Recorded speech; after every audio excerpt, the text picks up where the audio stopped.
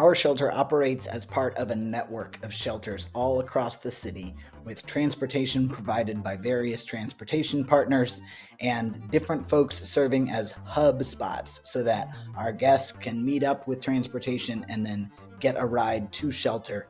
And also, new this year, we have service providers who are signing folks up during the day time at various locations around town to help folks know earlier in the day that they've got a place to sleep for the night when those nights are cold enough. Volunteers are the backbone of this system. It takes hundreds of volunteers across over a dozen locations, and together you provide over 12,000 bed nights of shelter in a single winter season. People just like you give a combined 10,000 hours across approximately 60 freezing cold winter nights.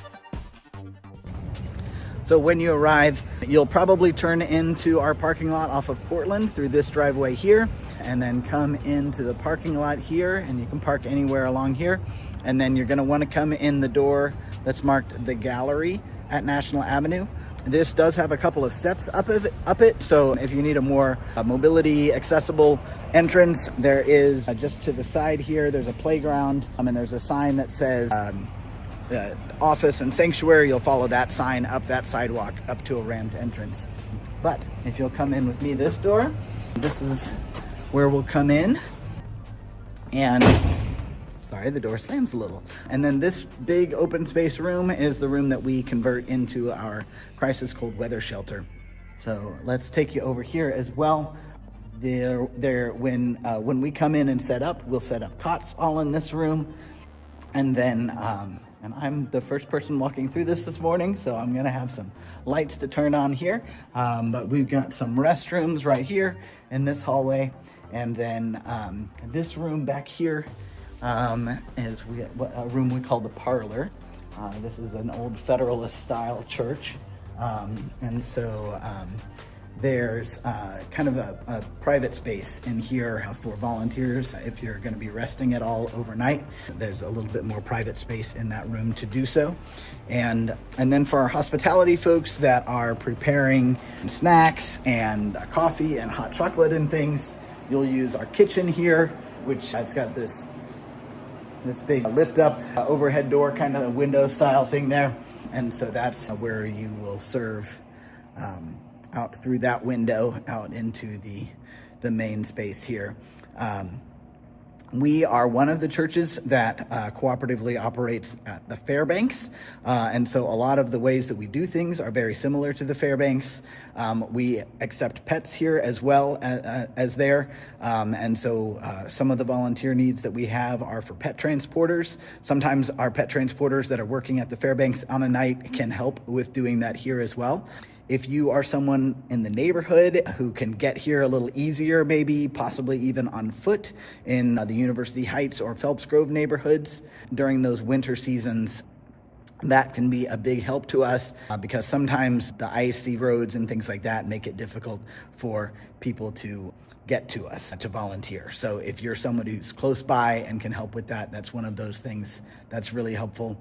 We also do not have the benefit that the season-long shelters have of the commercial facility that does our laundry. And so if we're going to be doing laundry during the time that we have the shelter, we need to be able to wash and dry things and get them back the same day. So if you don't mind sitting at home and running loads of laundry throughout the day, that is another way that another kind of volunteer option that opens up for our sweep shelters that we don't typically need for our season-long shelters. Our shelter is an LGBTQ affirming shelter. We know that homeless shelters can often be unsafe places for queer and trans folks, sometimes because of the bigotry perpetrated under the cloak of religiosity. We don't ask folks their gender. All genders, including non-binary and gender expansive, are welcome. Our volunteer overnight monitors are paired with a paid and trained overnight staff person. You'll have 3 to 4 hours to rest on a cot in our parlor. We don't schedule split shifts, but if you have a close friend or family member that you'd like to break up the 12-hour shift with, you can make that arrangement if you just let us know in the comments when you sign up. Overnight monitors help our 35 to 40 guests and their dogs rest easier knowing that someone is watching over them. If a situation should arise while the staff member is taking a break, they will be on site and you can retrieve them or wake them. These shifts are typically approximately 7:30 p.m. to 7:30 a.m., but we can make accommodations if you need to arrive later or leave earlier, and watch for exact times in our Sign Up Genius. Our shelter leads with hospitality. We want guests to feel warm and welcomed. We offer simple beverages and snacks, mostly things that can be served with no more prep than to boil water. Hospitality volunteers will help set out blankets and pillows at night and help gather those into laundry bins in the morning. Help with setting out and putting away cots, and may fetch first aid supplies, over the counter medicines, or hygiene and toiletry products as they're available. Our pets are not able to ride on the same mass transit as their people, and so we have pet transporters who load their vehicles up with crates and meet guests at the transportation hub in the evening, load up the dogs in crates, and drive them over to the shelter in the morning.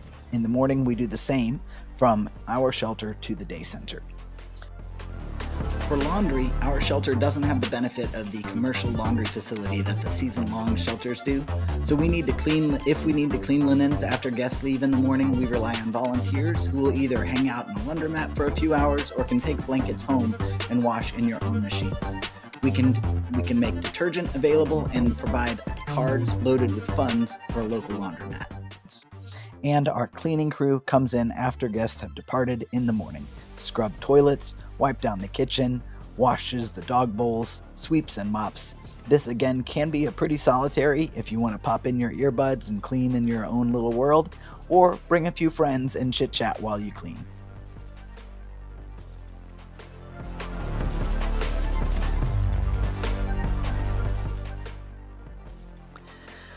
Okay, so now you understand the different volunteer positions and you want to actually sign up for some spots to volunteer. So we use a website called Sign Up Genius, and we'll have a link that takes you directly to our page for signups.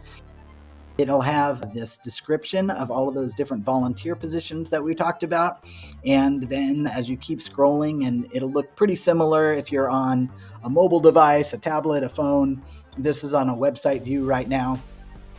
And so you'll have the date of the sign up on the left, the location, the time frame, the individual. So a transport assistant at the hub is a 5:30 to 8 p.m. shift. So those different shift times are listed there. And note, some days those are going to be a little bit different, so do pay attention to those. And so then whatever shift you want to sign up for, you just click this sign up button over here and it'll say selected. So you can sign up for a couple of different types of shifts if you want. You could do laundry running one day, you could do overnight monitor the next. So see this gray banner, we've updated our terms of service. Sometimes that's at the bottom of the page and sometimes it covers up the button that you need to click. So if you see that, just go ahead and make that go away. And then you'll want to hit this save and continue button. And then that'll show you all of the different shifts that you're signed up for.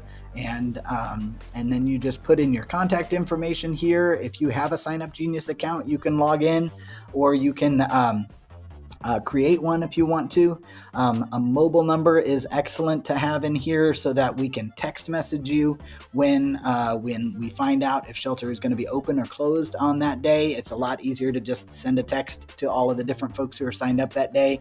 And then we've got a particular question for pet transporters to let us know how many crates you can handle in your vehicle. And then you click sign up now here, and that should take you to where you get a confirmation and you'll get an email in your inbox. And so if you didn't get that email that confirming those different slots, then you probably didn't finish the process, and I'd encourage you to step back into it and see what else you need to add.